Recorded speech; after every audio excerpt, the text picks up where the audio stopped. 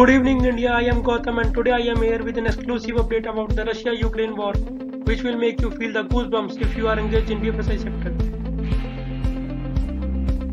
The Western nations have announced that selected Russian banks will be blocked from SWIFT, which stands for Society for Worldwide Interbank Financial Telecommunication, the global financial messaging system in response to Russia's military aggression in Ukraine. Right now it is used by over 11,000 financial institutions across more than 200 countries. It is used to send secure messages about financial transactions.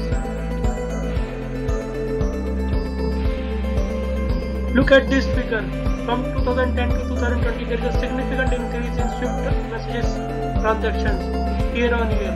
Right now it is around more than 12 billion. Now you can imagine how much impact will it make if this has a ban on Russia and other countries.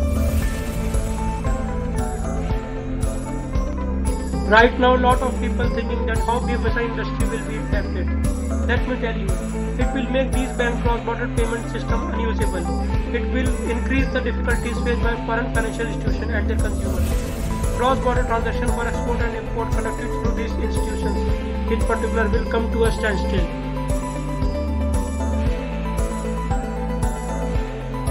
So, do you think Russia can beat these SWIFT restrictions and overcome the impact? The SWIFT ban could be expanded to all Russian banks. This will be disastrous for both Russia and India. If the SWIFT embargo is only applied to a few Russian banks, trade transactions can be still routed through other Russian financial institutions that are not subject to the sanctions. But if it is extended to the entire Russian banking system, all Indian transactions with Russia will suffer a significant reduction.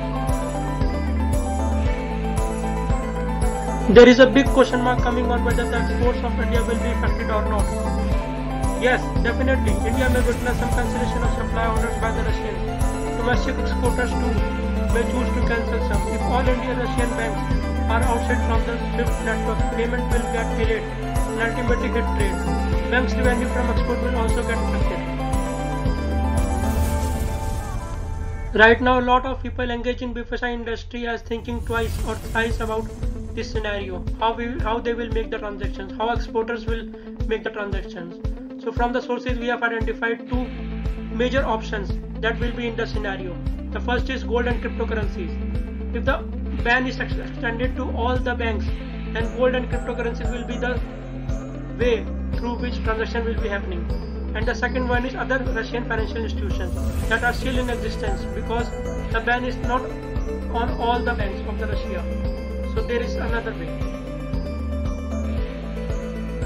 So that's all exclusive for today. So stay with us and we will get back to you with another update on this.